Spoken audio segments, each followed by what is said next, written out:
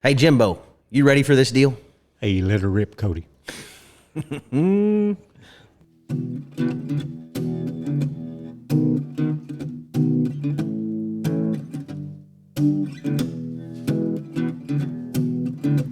Old stories like long lost friends,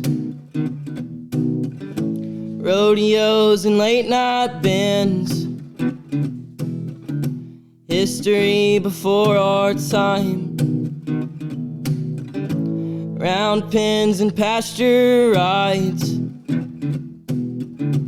Cowboys of the Osage.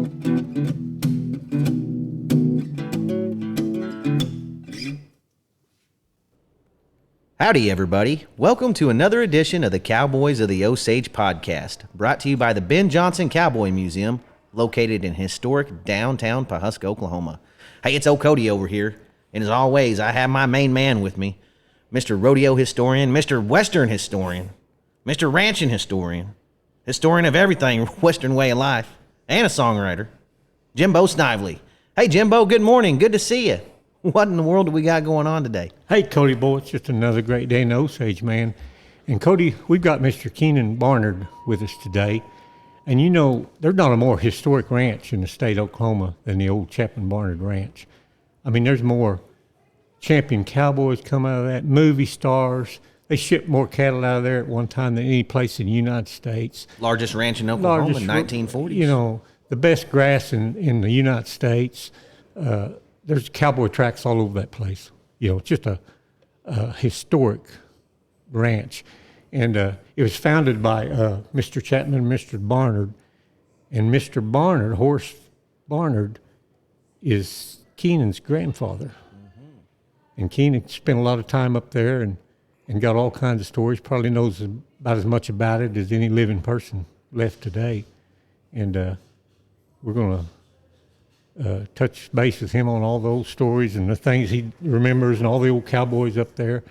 And Keenan, welcome to the Cowboys of the Osage podcast. Jimbo, thank you. It's a joy to be here, and I'd like to give a shout out to a couple of organizations. One is Cody's. This museum, for anybody who hadn't been here, is a tremendous museum. You can spend hours here. You can spend all day here.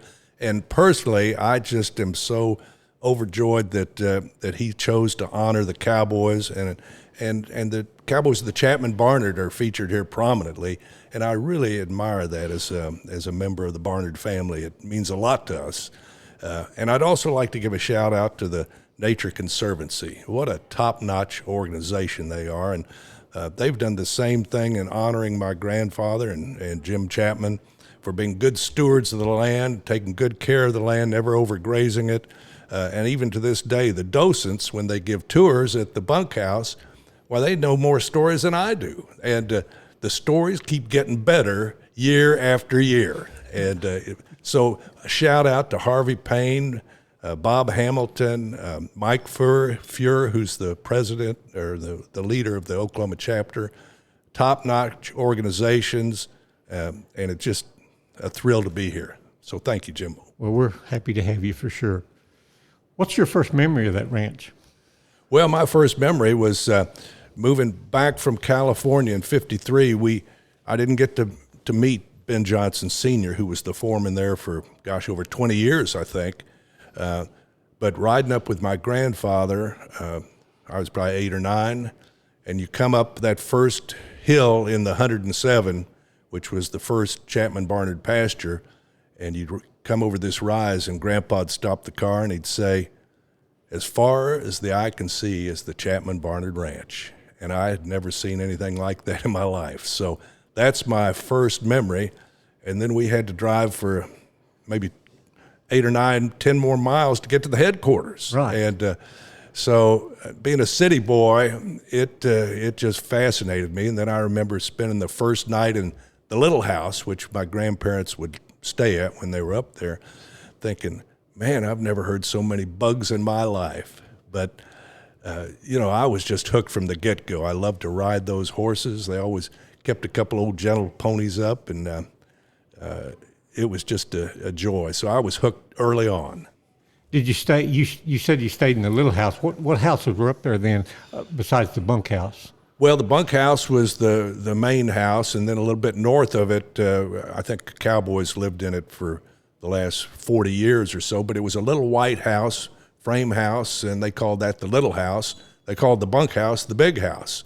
And then they had, where the cars and trucks were, and they had the shoeing livery stable and the big barn where the horses were and the oats and all the tack and everything. And, of course, they had the milk shed.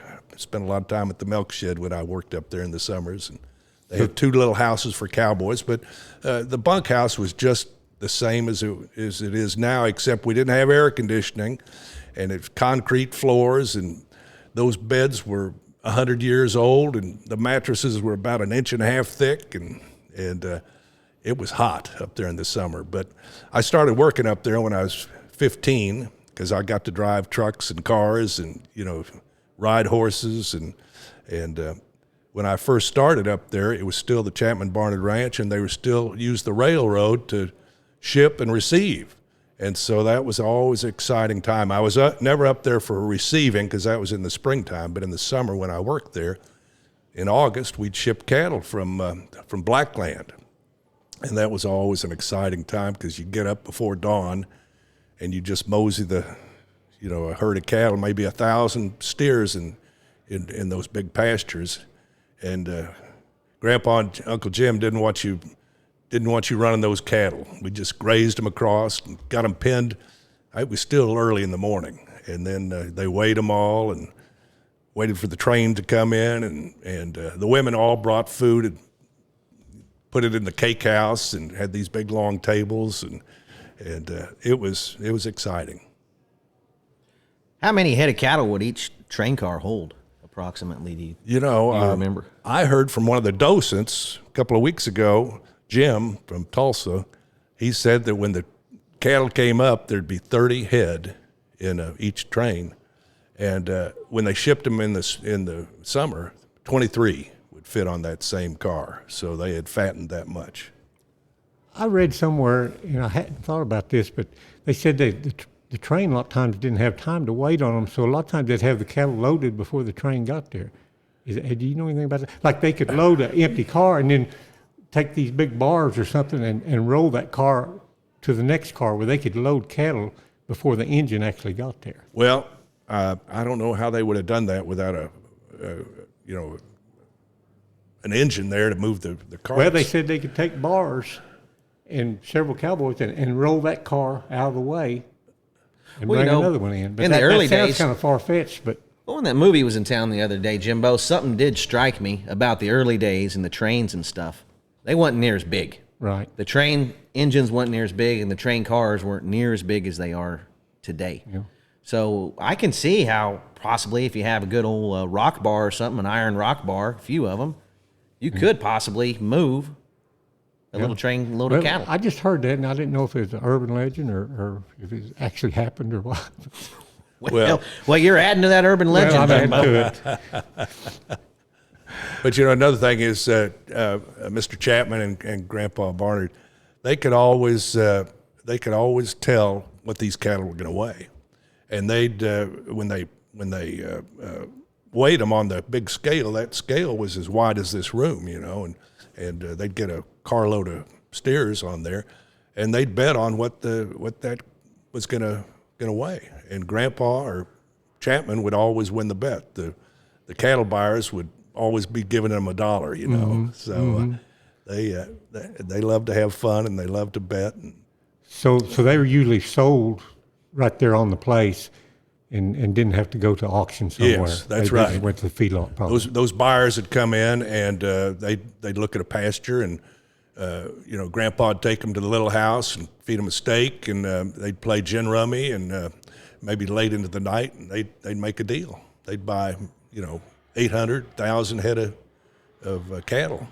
Right. And where'd they normally go? Did they go to Kansas City, or where would they go? They would go up to a lot of times they'd go to that little town east of Coffeyville, not Sedan, further east. It'll bubble up here in a little while. I sort of feel like that cowboy that I worked with after I'd spent time at college. I moved back to the ranch and lived up there for 2 years and had some cattle, and I was riding with this guy, Art. He was a cowboy, and he said, "Shoot, you college boys," he said, "I've already forgotten more than you'll ever know." And at the time, I didn't realize what he's meaning. Well, now that I'm 76, I realize. I understand. Right. Well, that was the Midland Valley Parsons. Railroad. Parsons was the name. Yeah. Well, the Midland Valley didn't go to Parsons. It must have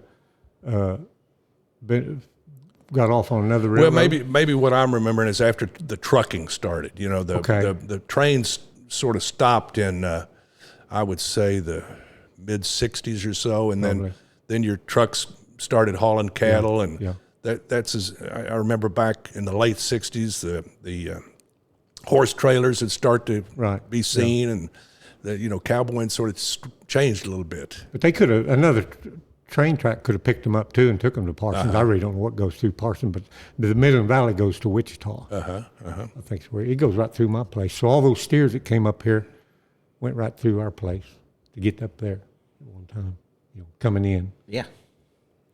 What kind of cattle did they primarily deal with up there? There was a lot of Hereford cattle, and but there are a lot of cross mix cattle, and there was some years where they had some of the King Ranch cattle come up, the W2, I think W2s.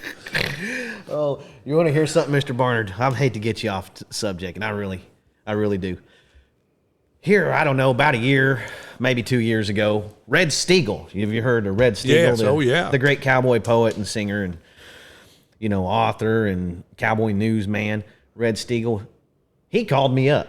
He said, "Hey, Cody, once a year, me and all my old buddies, we load up on a bus, and I take them somewhere across the United States. Sometimes we go all the way up Cody, Wyoming, and this and that." And I'm like, oh, my gosh. Red Steagle's about to invite me on this dang trip with the Red Rangers, I think's the name of them. He said, "This year, we're coming up there to the Ben Johnson Museum, Cody. We just really love it." But I thought he was inviting me on that trip. Well, anyway, he had a guy with him.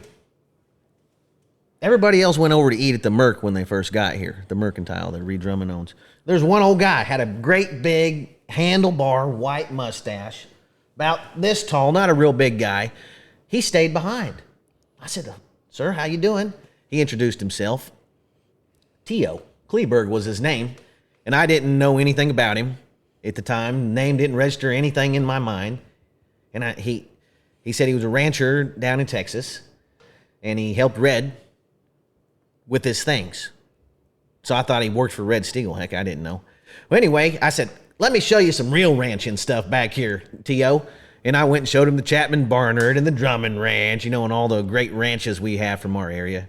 And after he left, they went to the Tom Mix Museum in Dewey, and someone from the Tom Mix Museum was in here the next day. He said, "Oh my gosh, Red Steagle and all his guys were there yesterday, and you'll never guess who else was with him. T.O. Kleberg, the owner of the King Ranch down there." Oh,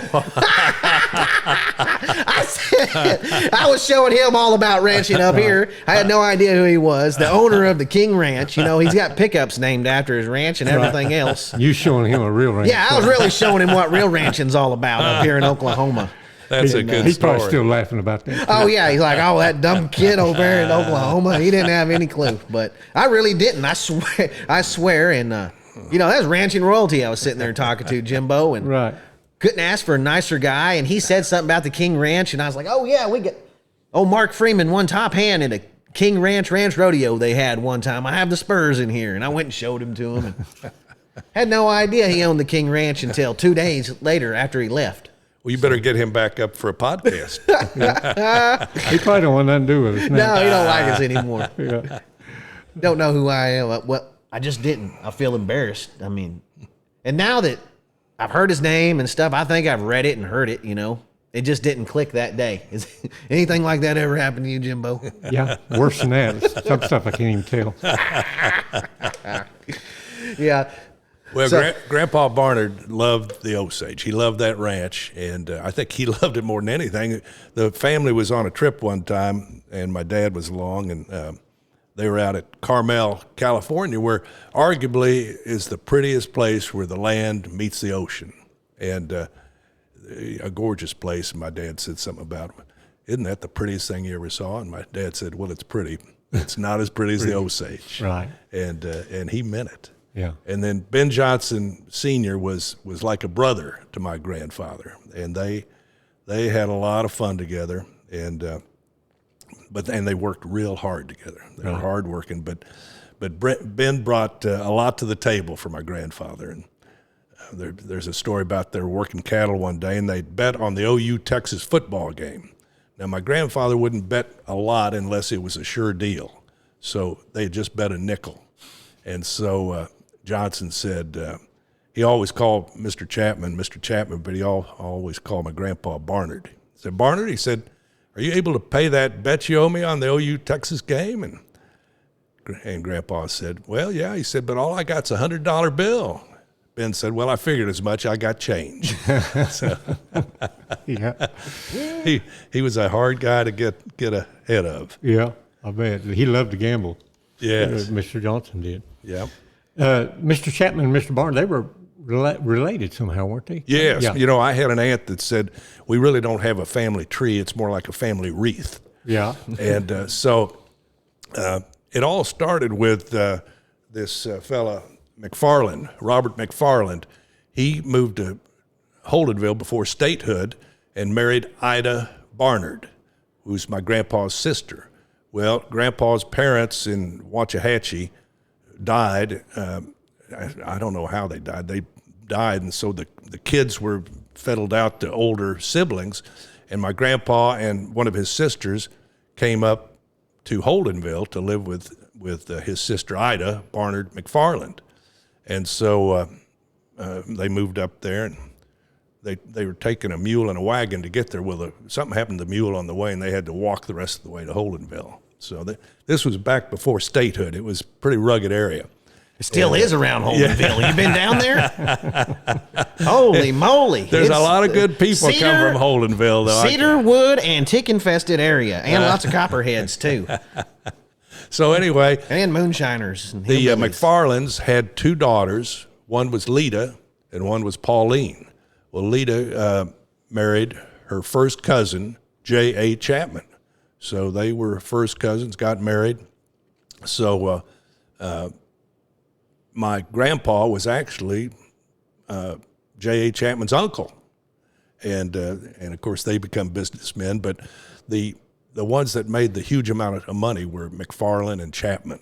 They discovered oil in the Glenpool field, and their first oil sale was to Magnolia Oil, which became ExxonMobil, and it was in 1916, the year before income taxes happened. They got a phone call from the president of Magnolia, and he offered them $39 million for their oil holdings. And old man McFarland said, well, that sounds pretty good to me. Let me ask my partner, J.A. Chapman. And J.A. had heard the figure, and he said, yeah, that sounds okay to me. We got a deal. So, no handshake. Mm-hmm. They obviously they had some papers worked up, but it was the largest oil deal done in America until the 1950s. If you can imagine, $39 million in 1916 was a lot of money. A lot of money. Today. And that's when they started buying ranches. Right. Chapman especially loved buying ranches, and he and Grandpa started buying the one up in the Osage, and they bought one down in South Texas together. And then Chapman bought 3 ranches in New Mexico that were over 100,000. He owned a ranch in Holdenville, and this one that McFarland owned in Inola, still being operated by the Ingersoll family.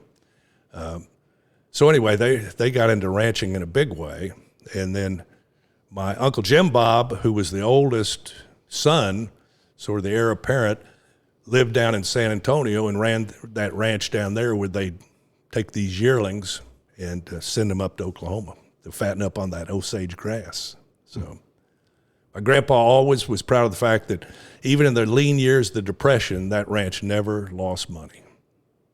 So, Yeah.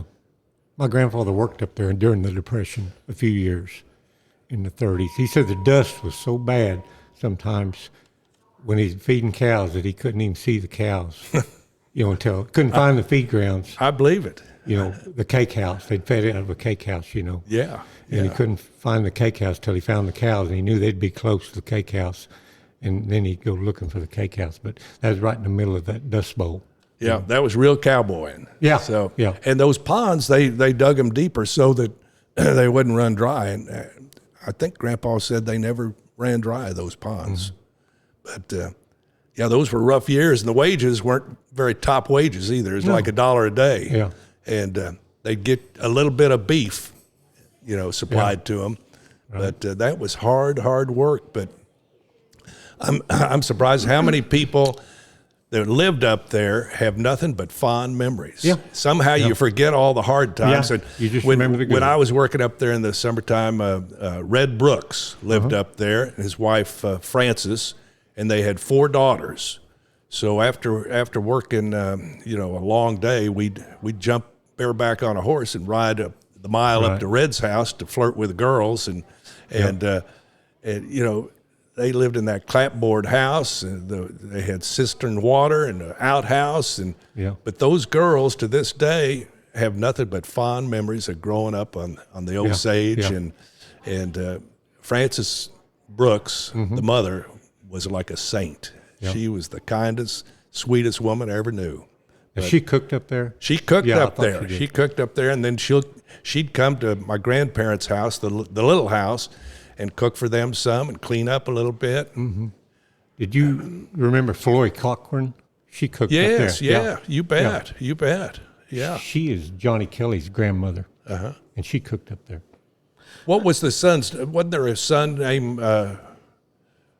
His name, I just remember he chewed a lot of tobacco. Well, her Floyd's husband George chewed tobacco. They just had girls, I think. Okay. Yeah. It was George that I remember. George. Yeah, big old boy. Big old boy. I can see him smoking that cigar and chewing tobacco. He was a character all to his own self.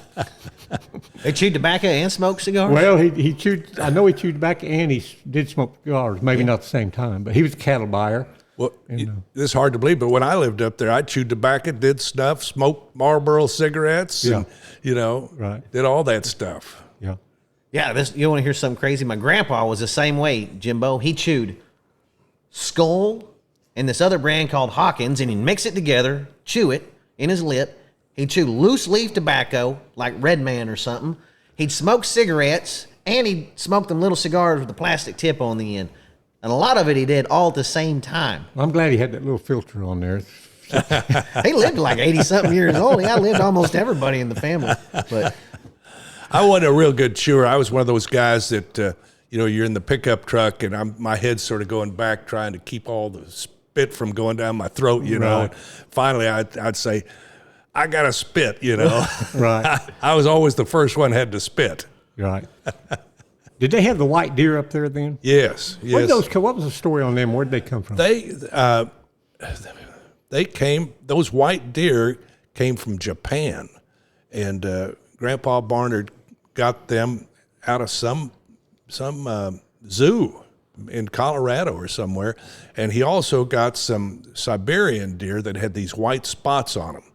They didn't last as long as those white deer, but the white deer were there for 30 years or so. And I remember seeing the last of the studs with these huge horns, looked like moose horns. Yeah, they were palmated. They didn't look like deer horns. Yeah, and but somehow they got hunted out or poached out or just died off. And there in the 70s, I was doing a lot of coon hunting, and I'd go up there once in a while and. On Sand Creek, and you just walk into herds of those things. Yeah, there was a lot of them up there. Yeah, but they and they'd feed them. They'd feed them in the winter, sort of like pets. Right. But they were special. That always amazed me, those white deer. But when I was growing up there, I don't remember the beaver. The beaver were not in this country back then. Right. And there were some wild turkeys, but they were up north on Buck Creek, and but now they're on Sand Creek. They had too. some white-tailed deer too. I remember not too long ago. I mean, back in the 70s, we didn't have any deer like out at my house. They had deer at Hewlett, and they had deer at Chapman Barnard. You know, and then they gradually spread all where they're almost a nuisance now in places. You know. So when I was up at the headquarters a couple of weeks ago, and they were getting ready to do a tour of the bunkhouse, one of the docents, and there were some people there that I knew that we just bumped into, and they were bringing their relatives from back east. So these folks, you know, they don't get out to Oklahoma very much, and it reminded me the story of Ben Johnson's story once again. My two aunts, Mary Barnard Lawrence, who worked up at the ranch during the war years, she and her sister, Ann Barnard Whitehill, had both gone to college back east at Sarah Lawrence, which is a sort of highfalutin girls' school. Well, they bring 2 or 3 girls back from the East Coast that had never been west of the Allegheny Mountains, I think. And Ben knows that they're coming up to the ranch to see it, so he comes down to town and gets some of his Osage friends to go up there.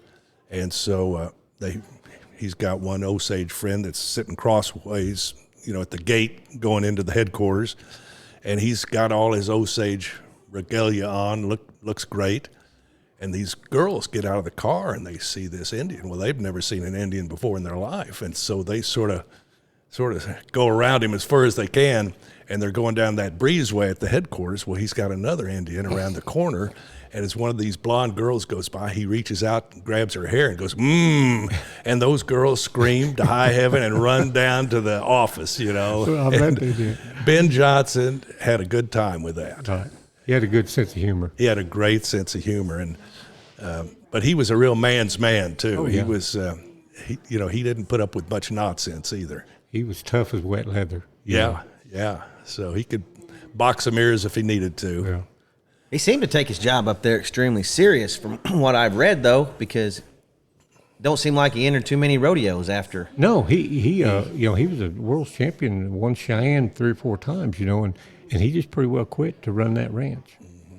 You know, Mr. Chapman didn't like a lot of roping, so there weren't a lot of ropes at that ranch until later when Orvin Carpenter got to be foreman up there, and he had 4 sons and all good ropers, and all of a sudden the ropes came back on when I moved up there after college. And Right. But Who were some of the other Cowboys you remember? Bet when they wasn't around, there was plenty of ropes out around. well, that's right. They said Ike Rude worked up there for a while. I can't imagine Ike Rude not. You remember this story? It's gone around forever. But one Saturday, Chapman was up there, and the boys were loading up horses, and Chapman said, "Well, where are you all going with those horses?" Johnson said, "Well, Mr. Chapman, we're going in town. We're going to be part of the parade." He said, "Oh, okay." He said, "Well, what are you going to do with those horses after the parade?" He said, "Well, we're bringing them back up here." "No, we're not having any parade horses at this ranch." So they didn't go to the parade. Yeah, right. I've had a couple that acted like parade horses, Jimbo. Right. Pranced around. Right. I know what you By the mean. time I was fixing to rope, they were kind of embarrassing to ride sometimes. But heck, they didn't work too bad. So Yeah.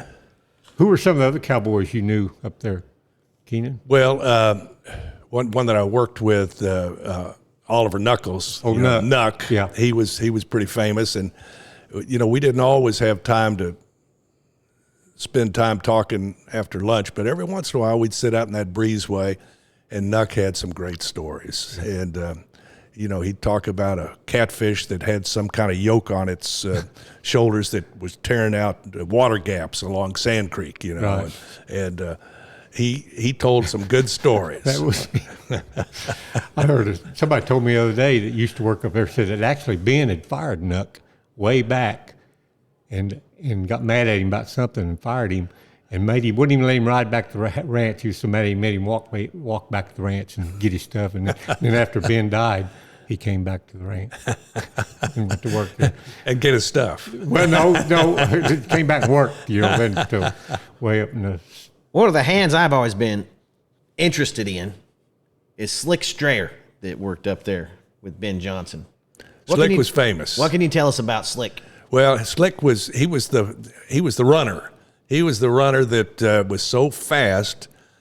He's the one that Ben Johnson got some OU track star to come to the ranch to have a foot race with Slick. And Slick, ran barefooted against this guy, and the other guy had on his fancy shoes and his fancy outfit. And, of course, Slick just left him in the dust. And how'd he end up barefooted on the deal? Well, I think he had some tough feet. So he was. He didn't have any track shoes. All he had was cowboy boots. Yeah, probably. cowboy boots. I heard he took a look at that guy and he thought, "Oh no, better shed these boots." Yeah. Slick's also the one. Here again, these stories, Right. they sometimes improve with age, but he's supposedly the one that in the round corral up there where they break the horses, he got bucked off and said, Johnson, he said, my legs, they must be paralyzed. And John said, Slick, your spurs are stuck in the dirt. There was also a guy named Raisin, and they called him Raisins because at the dinner table, you'd eat pretty quick up there at meals, but they always had these raisins that were soaked in milk that would hydrate them. And Raisin was known to eat the whole bowl of them. And one time Chapman and Grandpa had a bet on whether he'd eat the whole bowl of raisins, and he did. So they started calling him Raisin. Doc McIntyre was another guy that I worked with. He had a twinkle in his eye, and he was a real-time cowboy. I went to school with his daughter. Oh, Yeah. Yeah, well, I enjoyed working with him. Yeah, he's a nice guy. Yeah. You mentioned the cake houses up there earlier. What is a cake house? Well, that's what they call the feed that they still feed these cattle around here and feed the bison now. But back then, the cottonseed. it was stuff. kind of cut into cubes and it looked more like cake, I think, than what we know today. They still call it cake a lot of times, Yeah. But So they didn't have feed trucks and anything like we have modern now. So what did they have? These cake houses spread in one in each pasture or a couple in each pasture near the feed grounds, or where That's the would way they be I understand located? it. Yeah, that's right. They'd have with the trains when they would deliver the cake. They had a big cake house at Blackland, and that's where it would be distributed. And then they had a cake house at the headquarters, and then each the place at Buck Creek had a place to store some cake. Place down on Sand Creek had a place to store some cake. How did they distribute it back then? How did they give it out? It was mule and wagons. wagons take it out there when the weather was good, and then the cowboys would feed it a lot of times on horseback. Just ride to the cake house. Yeah, or they'd load they had a lot of mules and harness and wagons back in those days. Right. And they also had a salt house that the first time I ever used a wheelbarrow in my life, being a city boy, was up there unloading a train of salt. So a big boxcar of bulk salt, and you had the salt house, and it had a little 2x12s or something running from the train to the salt house, and you'd load up the wheelbarrow full of bulk salt, run it into the salt house, dump it, and then their guys would be there with burlap sacks and scoop to put about 50, 70 pounds of salt in a burlap bag. And then, of course, you had salt boxes all over the ranch that you'd put the salt in and some mineral. And but I remember that I was too dumb to put on gloves that time, and I got all these blisters, and that salt got in there. Yeah. And, It didn't come in sacks then. It came in just bulk. It did at that ranch. Now, you could probably go to a feed store and buy it in a sack, but it was cheaper. They didn't have the blocks in like they have now, the salt blocks. This was bulk salt. So Well, a character building process for you. yes, it was. Yeah. Separate the men from the boys. too. Growing up, we didn't do anything the easy way on our little ranch, Jimbo. It seemed like my dad and granddad, they picked the hardest way to get the job done, and that's how we did it. Right. And they say it's just a lot more satisfying when we got done with the job when we did it that way. And you slept better. We never owned a four-wheeler. They said we had four-leggers out there. Get out there and saddle one. Yeah. So did you ever find a hot spot to put hay into? a hot barn, hot Oh yeah, dusty old barn. they were always hot. Hey, we loaded this load of alfalfa hay in a box trailer one time, and it got so hot in there, the dang hay self-combusted, started on fire, Jimbo. Oh my Lord! That's how hot it gets hauling hay sometimes. Oh yeah. I'm lucky I never self-combusted much hay as I hauled. I know. Yeah. I've been worried about you getting hot. Here. I was telling someone about hauling hay the other day, and they asked me if I just only did it one time ever.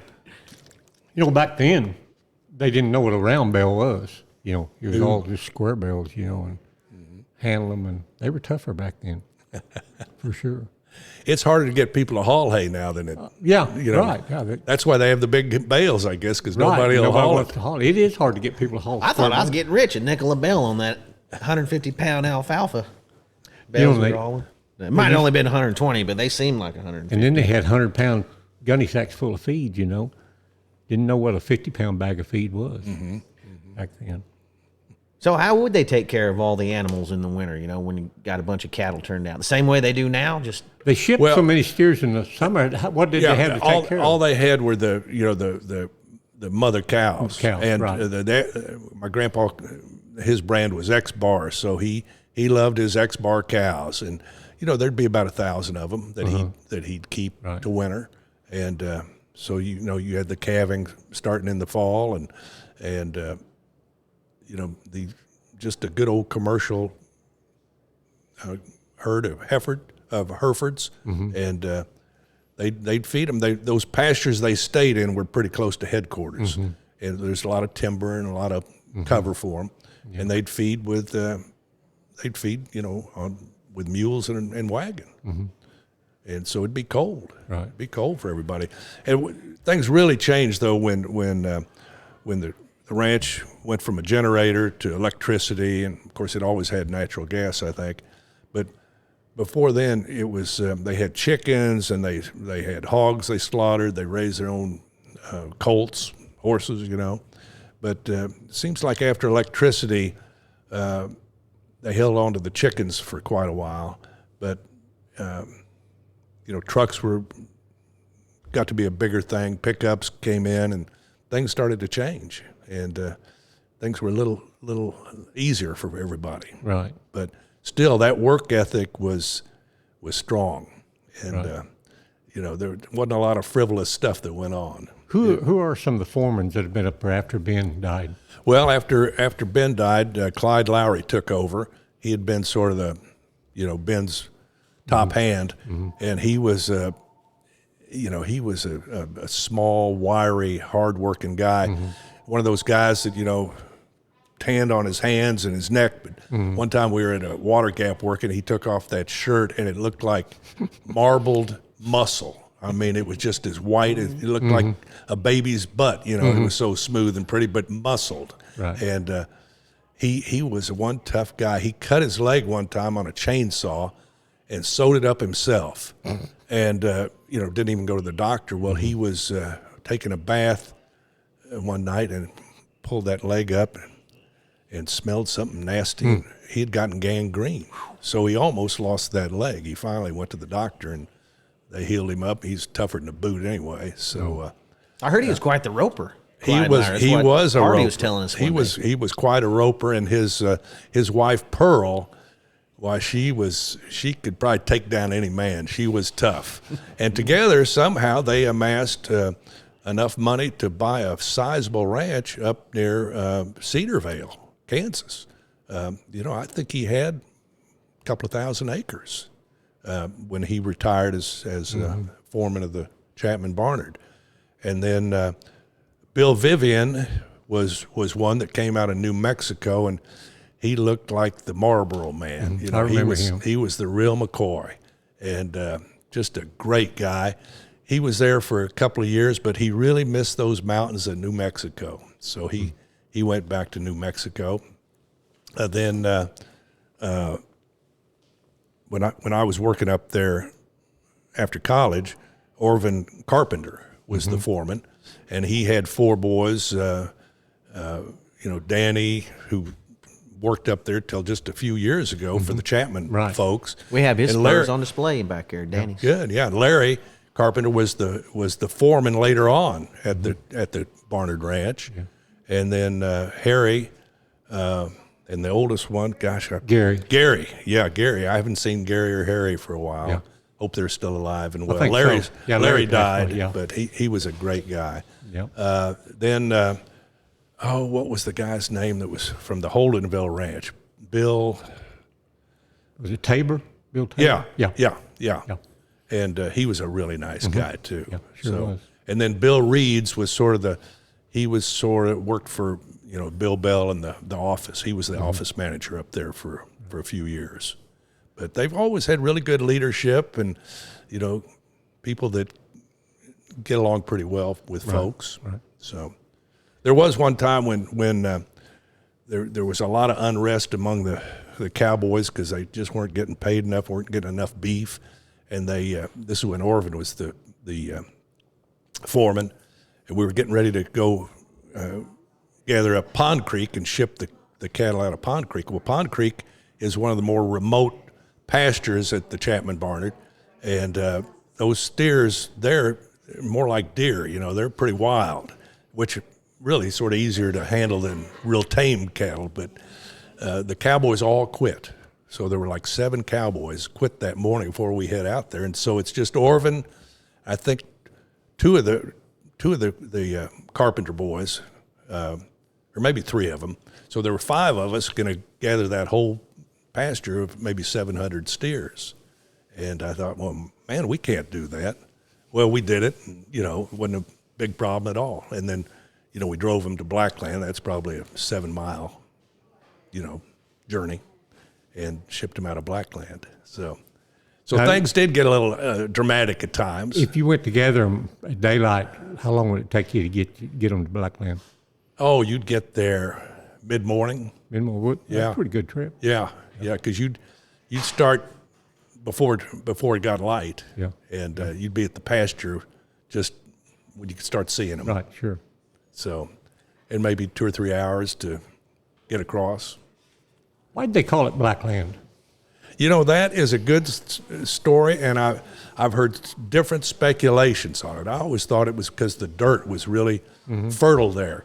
But I read it somewhere, they said that these, the train groups had different people that worked on these trains, and that there was a camp of mainly black workers. And so they hung out there building the railroad and stuff, and so that's why they called it Blackland. Now, I don't know if that's accurate or not, but I've seen that story. Right. Either one would make sense. Ben Johnson's wife, Ollie, she told a story. When she was a little girl, they were building that railroad through there, and said they had an Irish crew and a black crew, and they were building that railroad, and when somebody died, they'd have fights, and it was just a rough deal, kind of the Wild Wild West, and they'd bury them up there in 4 acre, just out in the dump. Wasn't no headstone or anything like that. They'd cover them up with those slips and the mules, But anyway, when she was a little girl, she remembered this great big black guy that was kind of a boss of the black group, and he got into it with kind of a white boss, and that boss said, "I'll put you in the dump." And he said, "I'll put you in the dump." And they just argued that back and forth, and neither one of them wound up in the dump. But it was just a funny story. She remembered that as a little girl.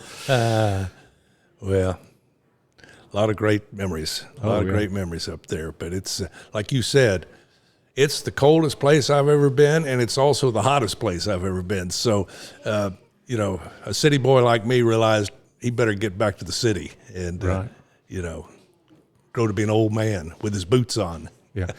Have you ever been up there to Blackland, that shipping pens, Cody? I haven't been to the pens, no, sir. Yeah. They're still there. Of course, they're steel pipe now and everything, but it's still. And I think the cake house is still there. Cake house is there. Yeah, it's still there. Yeah. I don't know if it's still got those picnic tables in it, but I don't know. They were almost from right here to the wall. They were probably 20 feet long, and over the years, people would carve their initials in there, and a lot of names in there. So I don't know if they ended up in a museum or if they're just out there still rotten. Yeah, I don't know. But we had an oil lease up there right by there, and I've been around those pens a lot just the last few years. And like I say, they're not wood anymore, but it's still, you just kind of feel the ghosts of that place, when They you're were, up there. it was big pens, wasn't it? Because you had to keep a lot of cattle in there. Yeah. There was a trap across the way where they'd keep these 2 draft horses. Yeah. So when it was shipping time, they'd saddle up those draft horses because they were wide enough when you got those cattle into that last squeeze chute, and they were wide enough to take up that whole chute, so those steers couldn't turn back on them, and You push them right up the. just push them up into the train. Yep, I've heard Nuck talk about that. yep. There was a Wow, that's something else. I know. there's a lot of history.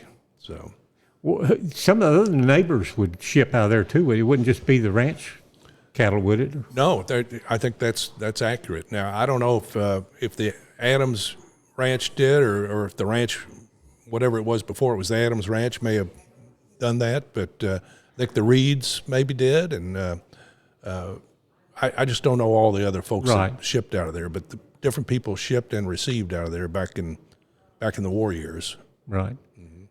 That's when they shipped so many cattle out of there during the war years, wasn't it? Yeah, it was.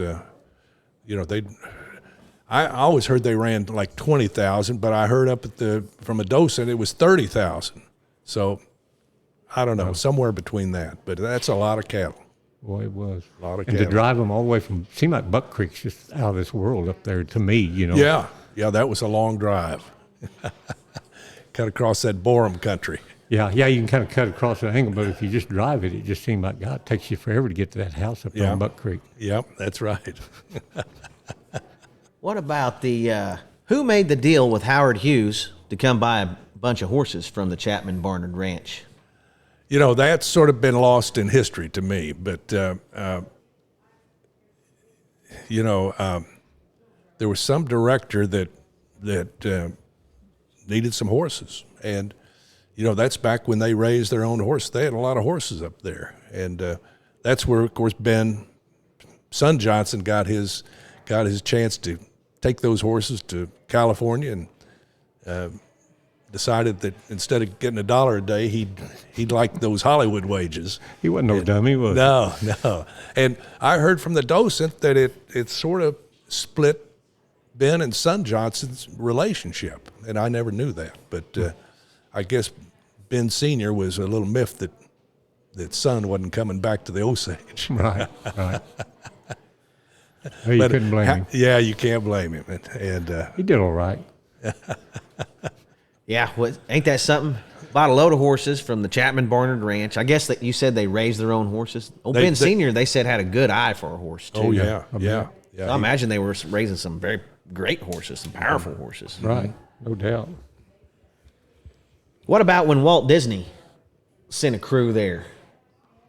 What do you know about that? I saw a great picture of the Chapman Barnard crew in front of Walt Disney, maybe not Walt Disney's, but a Walt Disney limousine up there at the ranch, a big white limousine that was sent up there by the Disney Corporation. What all was going on with that? Well, they had a special camera that they could film a 360-degree picture.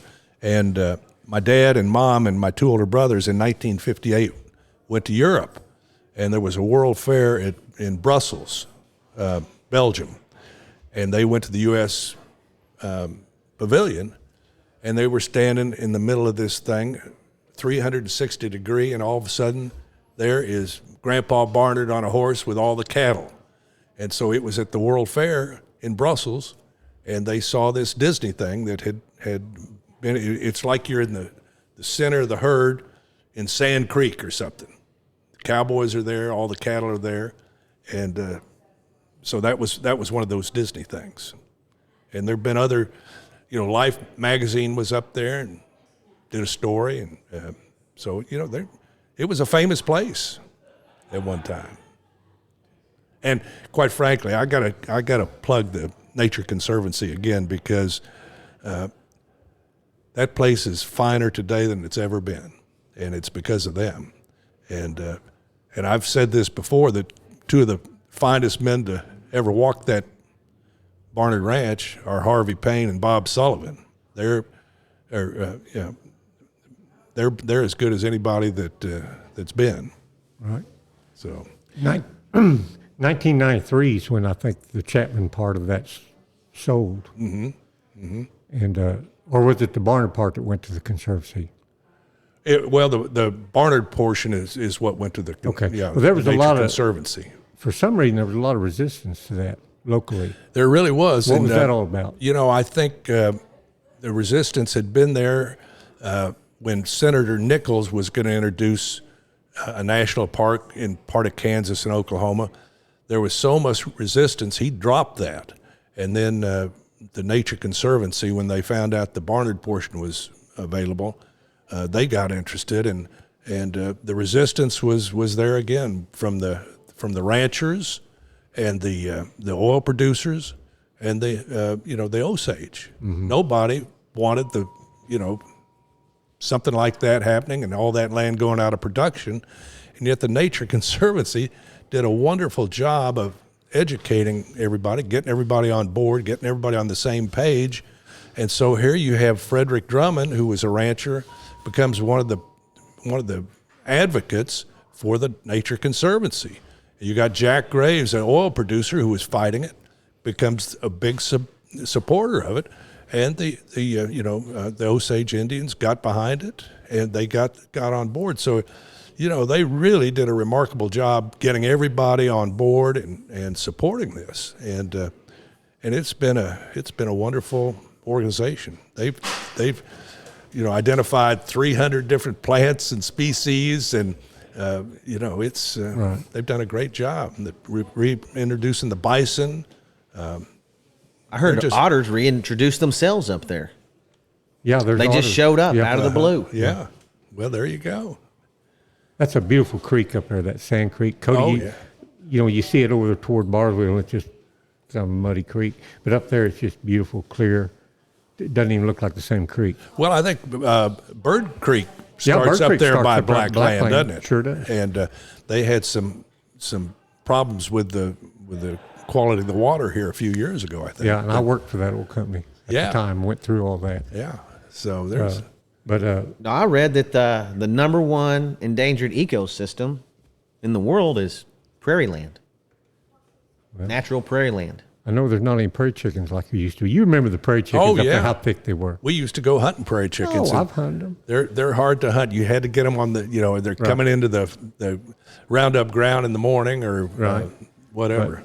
We quail hunted up there quite a bit when I was a kid, and your dogs was all the way up on the hill, all after the prairie chickens. You couldn't keep them down there. There were so many of them. You just see hundreds of them. It was unbelievable, Cody. Hard to imagine now. So roughly half that ranch is Nature Conservancy now, but the other half is still working cattle ranch through Bass Brothers. Or Yes, that's correct. Yeah. I was talking to Harry Carpenter a while back, and Danny. They still have all the original count books and everything from the Chapman Barnard Ranch. The Bass Brothers do. Wow. All the original paperwork that Ben Johnson would go through and tally up how many cattle were in this pasture or that pasture and what's going on and everything about it. I guess it's all still out there. It's all still here. Bass Brothers has it. Well, when you see Harry and Danny, tell them hi for me. Okay. I had a lot of fun memories of one time, especially roping with those two guys in the Stish pasture where and they were good ropers. But I remember Harry roping a steer just as it was going off an embankment into a creek, and the steer's hanging. And looks like an old postcard. Yeah, and then Danny roped one that fell into some water sinkhole and went out of sight, and then popped back up. So there were a lot of adventures with those two boys.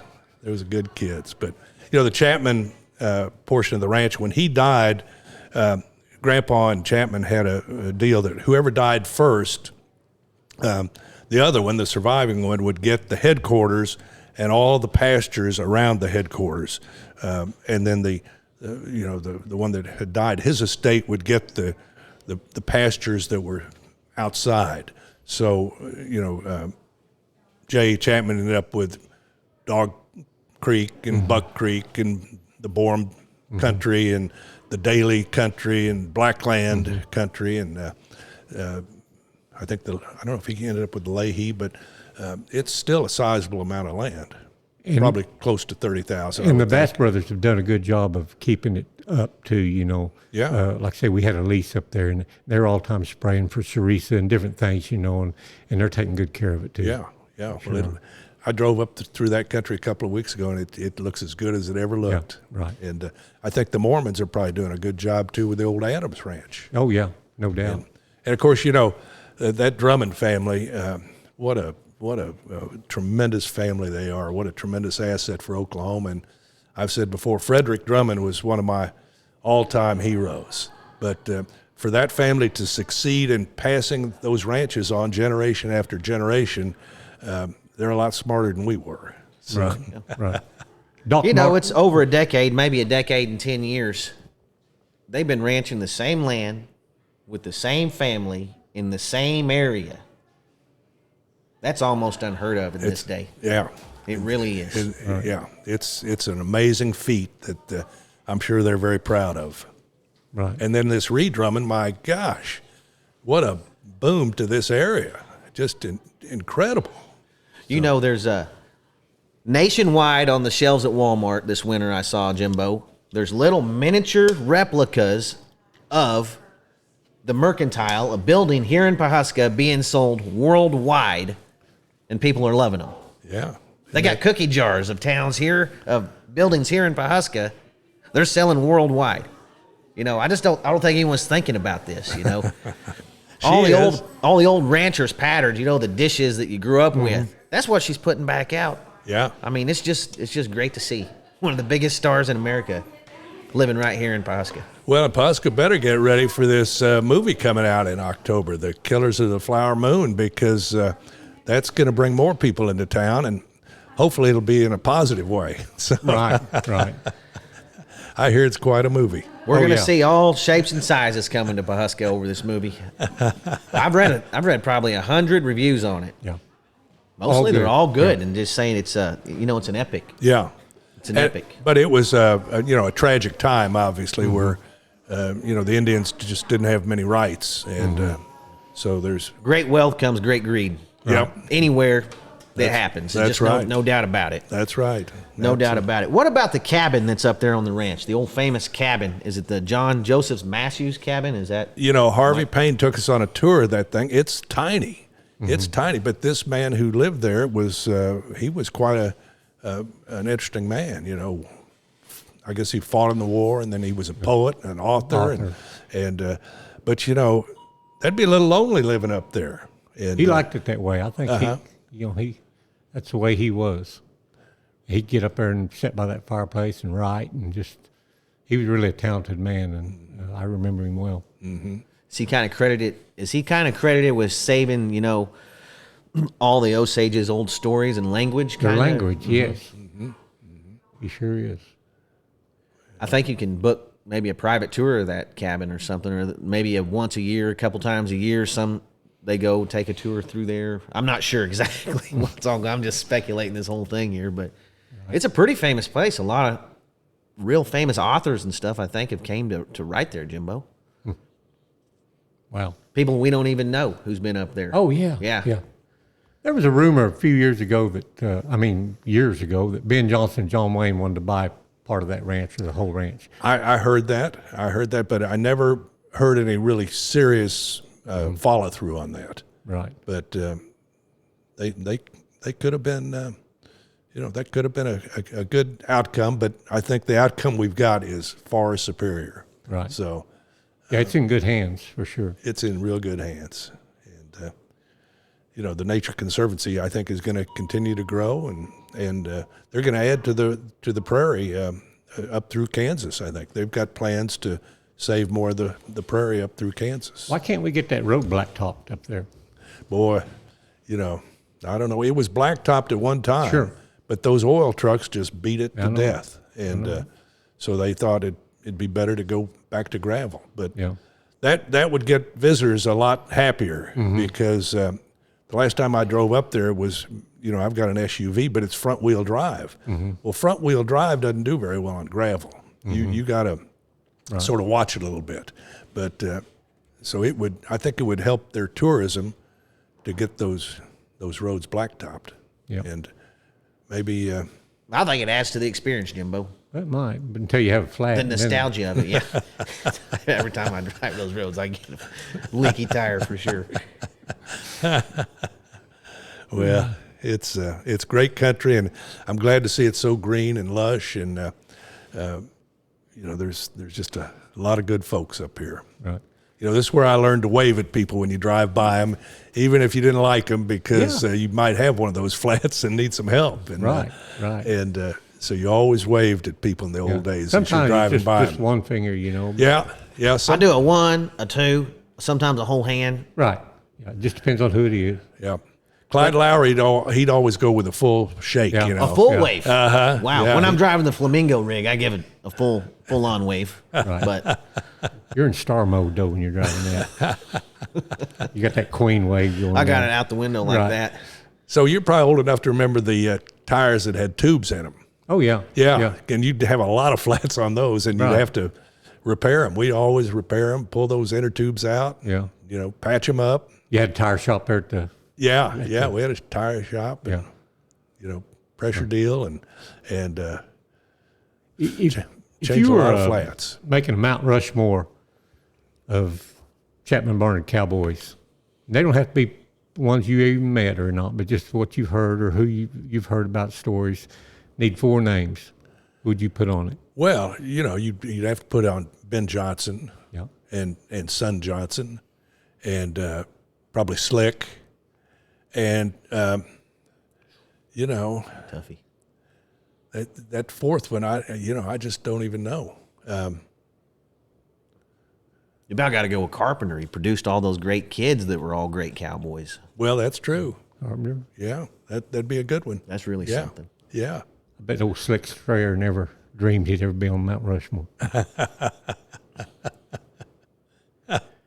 But, probably, thinking about it, I'd probably put a woman up there, Frances. There you go. Yeah, Frances Brooks. Did you ever know Because Doc- those women had yeah. had a hard life.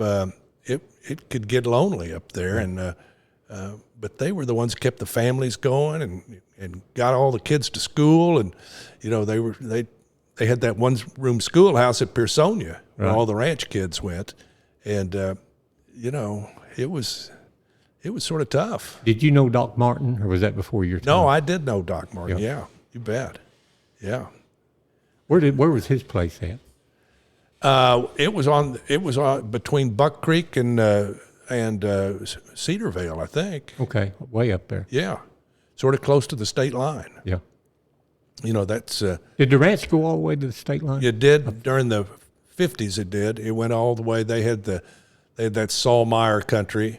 I think the Chapmans still have that Saul Meyer country, and then the Ledbetter country, which was a lot of limestone, not a lot of grass there. And they sold that, I think, in the late 50s, early 60s. But that went all the way up to the state line. And, they're at, it was that little town. It wasn't Sedan. It was Hewins? Hewins. Yep. Hewins. There was one little store in Hewins.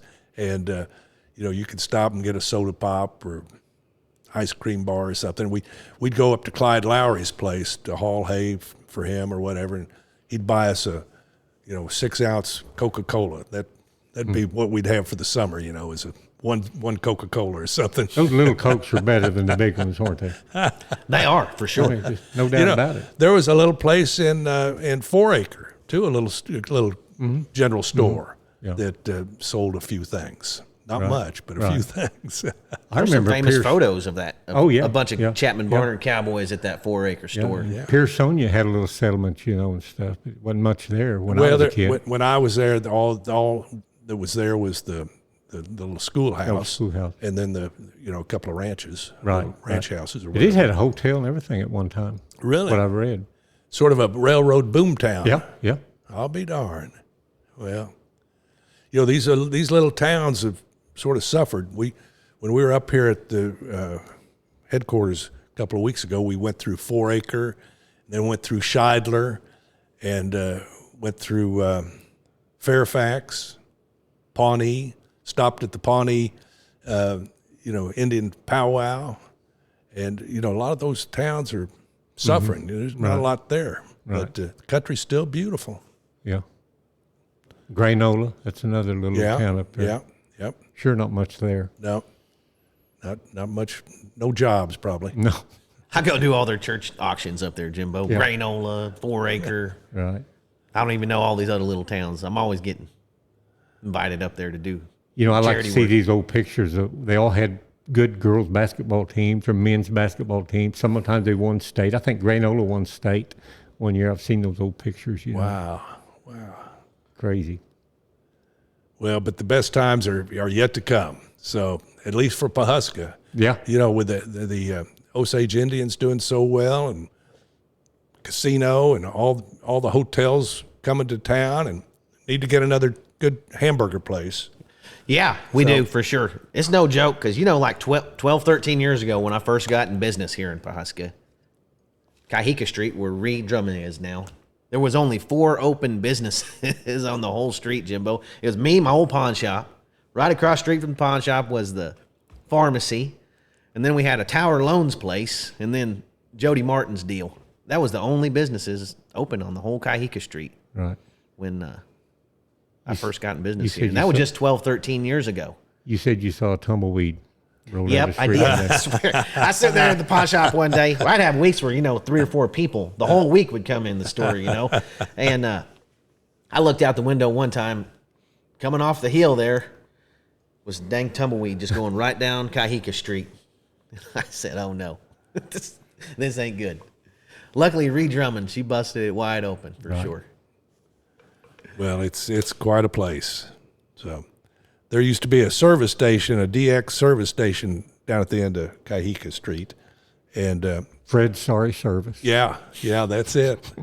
We had to, one time we had to drive the power wagon from the headquarters, and the only gear it had was reverse. So we had to drive it in reverse for 18 miles, Right. and then come down the street and hope we didn't. That's a big take old hill out to come down. Yeah, hope we didn't take out the filling station. I guess that road was just the same spot it was back then when you were going up there, the road up there, the Chapman. Yeah, it was. Well, it was all gravel, and there for a little while there was part of it that didn't even have gravel on it. And I remember I drove my grandfather up there, Grandpa Barnard, when he was 80-something. He was still a better driver than I was at 16, but the family didn't want him driving anymore. So I'm driving. We come around the hill. There used to be a sort of roller coaster deal as you turned from the Osage Ranch, and then it was wet, and I was driving his Lincoln, back wheel car, and I was going too slow in that mud, and I just went over in the bar ditch. And he didn't fuss or fight or cuss at me or anything, but he said, "Well, son," he says, "you get out and push." He said, "I'll take it from here." So I'm in the back, and he's gunning that Lincoln, mud flying and everything, just covering me with mud, and I'm pushing, and out he comes. So Wow. he bailed out a young kid there, a young whippersnapper. But he was the kind of man you didn't want to disappoint very often, I'm telling you. So Holy moly. What a place. I've had to do that same kind of stuff. But my grandpa was smoking a cigarette, yelling at me, "God damn, boy. Why'd you do this? Why?" I'm just kidding. well, you got to learn a lot of stuff the hard way, don't you, Cody? That's all I've ever learned. I'm sort of that same type. I guess it sticks better with you if you learn it the hard way. Probably You definitely know the consequences when you learn it the hard way, for sure. Well, it just, in my lifetime, I've had the pleasure of knowing a lot of people of good character that, good folks who, you can trust, and you can look them in the eye and shake their hand and not have to worry. And for those few scoundrels that take advantage of you, you just sort of shake your head and go on. But to me, life is a lot about, picking up and going on, having faith. Right. And I think a lot of those old timers had a lot of faith. They built this state into a great place, and we have them to thank. Yeah. And So I think glad that's to why live. I think that's why we honor these ranchers and people that were really, salt of the earth, Right. the men and the women. And I think a lot of times the women don't get enough credit.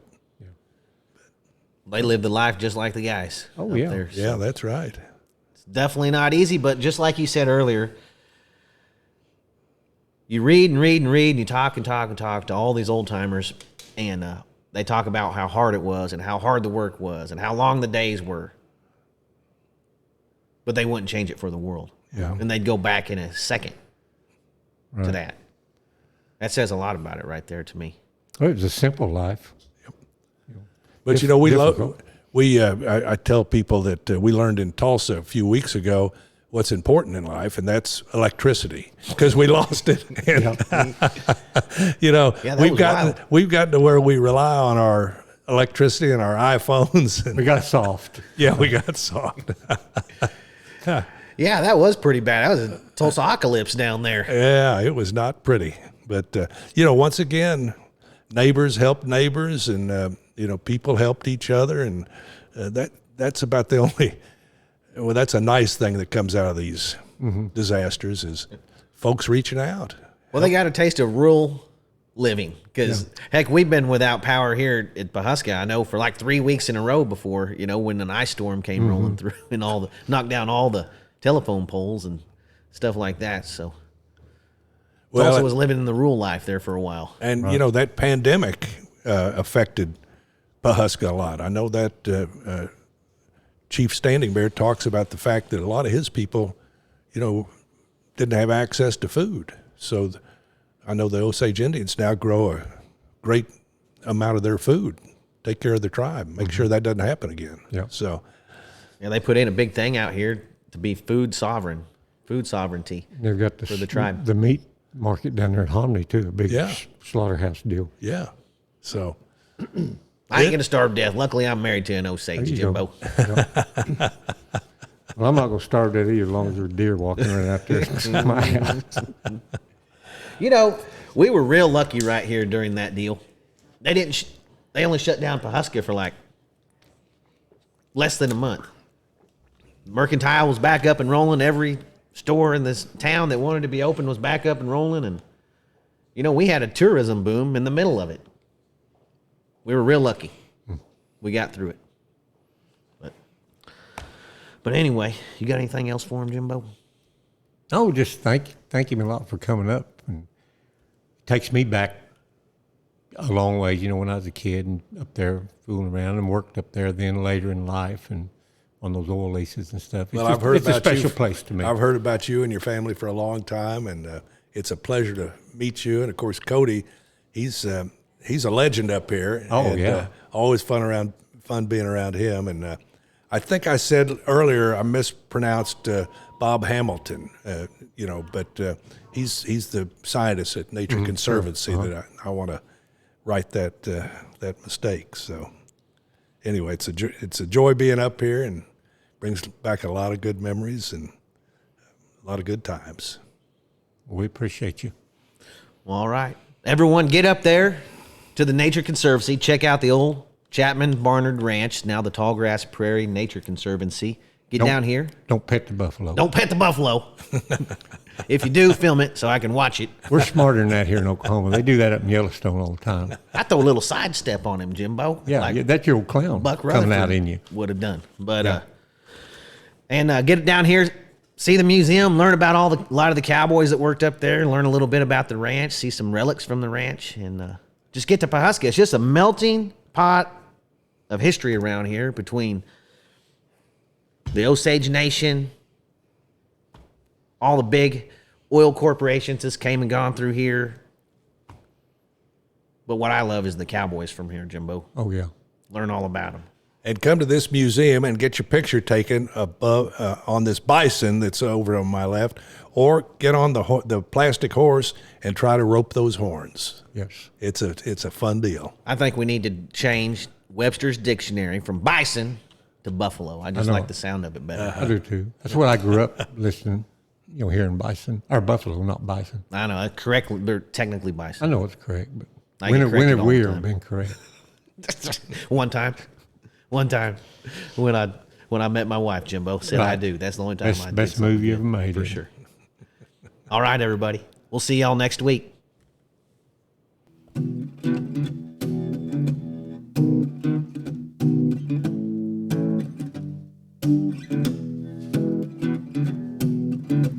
Old stories like long lost friends, rodeos and late night bends, history before our time, round pens and pasture rides, Cowboys of the Osage.